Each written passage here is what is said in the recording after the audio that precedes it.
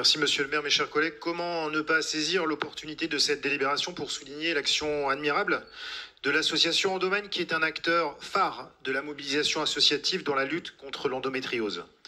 Endomaine, c'est une action tous azimuts, des conférences de sensibilisation, des tables rondes rassemblant des patients et des médecins, du soutien aux patientes elles-mêmes et leur entourage, la formation de patientes experts qui leur permettent d'accompagner les patientes porteuses d'endométriose, et puis une course même EndoRun qui a pour but de financer la recherche et pallier le financement public qui fait bien défaut dans cette question. Alors malgré cette mobilisation sans faille d'Endomaine et des autres associations qui luttent contre l'endométriose, malgré les actions des élus locaux, qu'il s'agisse de la mairie du 15e, que je connais le mieux, ou de la ville de Paris, et notamment auprès de ses personnels féminins, malgré toutes ces actions des élus locaux donc, qui sont très efficaces, la menace sur la considération apportée à l'endométriose et à celles qui en sont porteuses demeure. Elle demeure parce que depuis 10 ans, les associations, les acteurs de soins ont vu un défilé interminable de ministres de la Santé sans qu'une continuité réelle ne soit assurée sur cette question. Elle demeure car aujourd'hui, malgré un vote unanime à l'Assemblée nationale, l'endométriose n'est toujours pas inscrite au titre des maladies de longue durée et prise en charge par la Caisse nationale d'assurance maladie. Elle demeure car, comme dans tellement d'autres domaines, la France est incapable de mettre en place une prise en charge globale et innovante de cette pathologie chronique. On connaît pourtant l'intérêt majeur des prises en charge alternatives de la douleur, des prises en charge diététiques, de l'action physique adaptée dans l'endométriose, mais on préfère encore aujourd'hui, en France, rembourser des médicaments antalgiques morphiniques plutôt que de prendre en charge un financement de toutes ces mesures aussi, voire plus efficaces. On l'a évoqué d'ailleurs au cours d'un précédent conseil et d'un précédent débat, le sport sur ordonnance aujourd'hui en France n'est toujours pas réellement financé. Alors merci et bravo une fois encore à Endomaine et à tous ceux et à toutes celles qui se battent contre cette maladie. Je crois pouvoir dire, mes chers collègues, qu'elles trouveront auprès de nous, au sein du Conseil de Paris, un soutien inébranlable et transpartisan. Merci beaucoup, Monsieur Loriot. Je donne la parole à présent à Mme Camille Nager pour le groupe communiste et citoyen pour 5 minutes. Merci, Monsieur le maire. Chers collègues, mes propos iront dans la droite lignée de ce que vous venez de dire, cher Jérôme Loriot. Effectivement, un grand bravo et merci à cette association qui œuvre là où les pouvoirs publics, notamment l'État, ont un petit peu délaissé le sujet.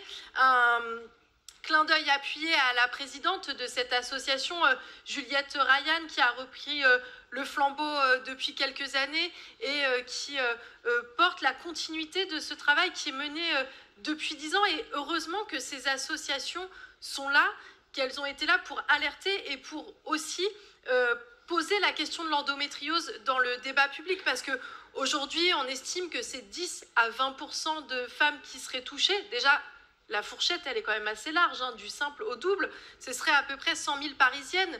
Mais je pense qu'on est quasiment sûr que ces chiffres sont sous-estimés, parce que si des associations, si des personnalités publiques aussi n'avaient pas mis ce sujet sur la table, n'avaient pas parlé de l'endométriose, combien de femmes n'auraient pas fait les démarches pour se faire diagnostiquer, pour enfin poser des mots sur les mots qu'elles avaient depuis des années, et sur l'errance médicale qui est quand même caractéristique de l'endométriose. C'est en moyenne 7 à 10 ans d'errance médicale avant de pouvoir diagnostiquer, avant de pouvoir poser le diagnostic sur les souffrances diverses et variées que subissent les femmes atteintes d'endométriose. Je pense que c'est symptomatique de beaucoup de choses. C'est symptomatique d'une part de la place du patient, de la patiente en l'occurrence, dans le parcours de soins.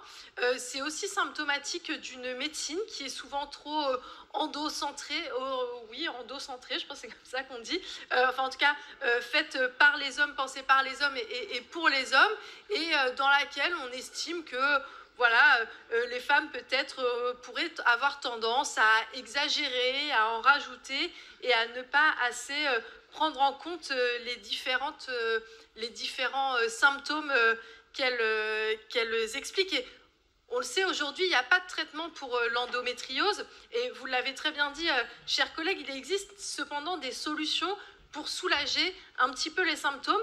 Mais c'est vrai qu'aujourd'hui, on préfère rembourser des médicaments, des antalgiques, plutôt que d'accompagner vers des séances de diététique, de régime de diététique anti-inflammatoire, vers des séances de kiné, vers certains types de sports qui peuvent aider à réduire les douleurs et tous les autres symptômes qui sont autour.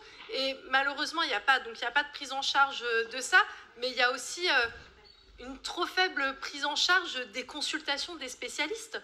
Parce que tous les médecins, aujourd'hui, ne sont pas sensibles et ne sont pas formés sur ces questions-là. Il y a de moins en moins de gynécologues, il y a c'est de plus en plus difficile d'avoir accès à ces rendez-vous. Souvent, les femmes font un suivi gynécologique par leur médecin généraliste, mais qui peut être compétent sur certaines choses avec la formation adéquate, mais qui est un médecin généraliste et donc qui n'est pas spécialisé. Et une consultation de spécialiste, c'est des dépassements d'honoraires et c'est pas accessible à tout le monde. Et là encore, on retombe dans une médecine à deux vitesses. Donc voilà, merci à ces associations d'exister, à ces associations de pouvoir aider les patientes, aider les femmes à reconnaître les symptômes et à pouvoir s'orienter pour réaliser un diagnostic de cette maladie. Et enfin, je terminerai en disant que cette subvention a la vocation à subventionner une enquête, parce que là aussi, il y a besoin de connaître mieux la maladie, et donc une enquête de l'impact de la maladie sur la sexualité des femmes atteintes de l'endométriose. Donc merci à Endomind de réaliser ce travail. Merci beaucoup Mme Nager pour vous répondre. Je donne la parole à Anne-Claire Boux. Merci Monsieur le maire. Alors en effet, on a trouvé un consensus transpartisan là sur ce sujet. Je ne vais pas revenir sur tout ce que vous avez dit. Rappelez quand même ce chiffre de 10 à 20% de femmes touchées par l'endométriose. 2 millions de femmes au moins touchées par l'endométriose. 100 000 à Paris. C'est vraiment un chiffre énorme au regard des nombreuses difficultés que vous avez soulignées, l'errance médicale, la problématique de traitement et des recherches qui sont en cours. Je voudrais peut-être compléter quand même aussi sur les impacts, les répercussions de cette maladie sur la vie des femmes qui sont nombreuses. La problématique d'incapacité par rapport au travail, la fatigue, les problèmes de fertilité. Je crois qu'aujourd'hui, je tiens à revenir dessus parce qu'il faut en parler, parce que c'est encore trop souvent invisibilisé, et donc dans le monde professionnel, il y a trop peu de prise en considération de cette situation des femmes et d'adaptation de leur modalité de travail, et ça aussi, il faut y travailler. Je tiens également à souligner l'association Endomind, une association vraiment très dynamique dans ce combat. Nous étions, et je suis ravie que nous étions si nombreux dimanche dernier pour cette course qui était organisée par Endomind, par cette course Endoronne organisée par cette association avec vous-même, Jérôme Loriot, mais aussi mes collègues Karim Ziadi, Hélène Bidard et Nicolas Bonnet, pour soutenir et là encore visibiliser très fortement ce sujet, cette maladie de l'endométriose. Donc vraiment félicitations à toute l'équipe et tous les participants et participantes qui ont couru sous la pluie, mais pour la bonne cause.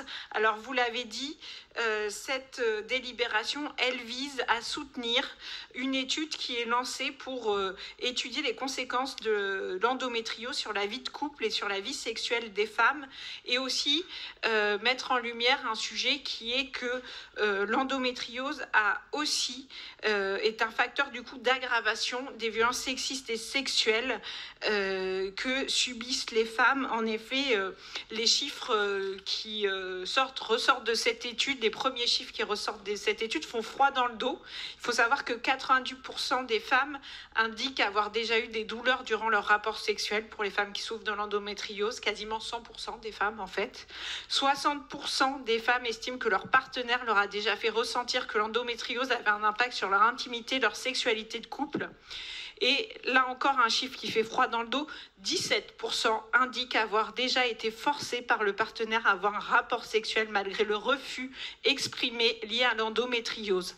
C'est donc un sujet, là encore, sur lequel nous devons avancer pour défendre le droit des femmes, pour protéger les femmes.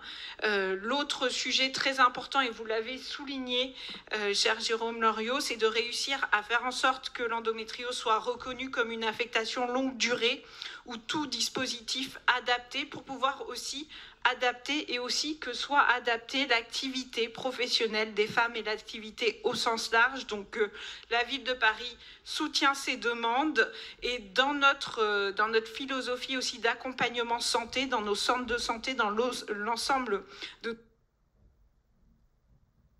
micro, donc c'est bientôt la fin.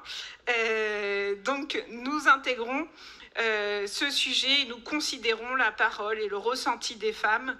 Donc je compte sur vous aussi pour convaincre le gouvernement de pouvoir faire reconnaître l'endométriose comme ALD et tout mon soutien encore une fois à l'association Endomide. Donc je compte sur un vote à l'unanimité. Merci Madame la maire. Merci.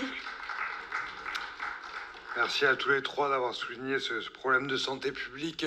Donc je mets au vote le projet DSP numéro 73 qui est pour, qui est contre, qui s'abstient. Il est adopté à l'unanimité.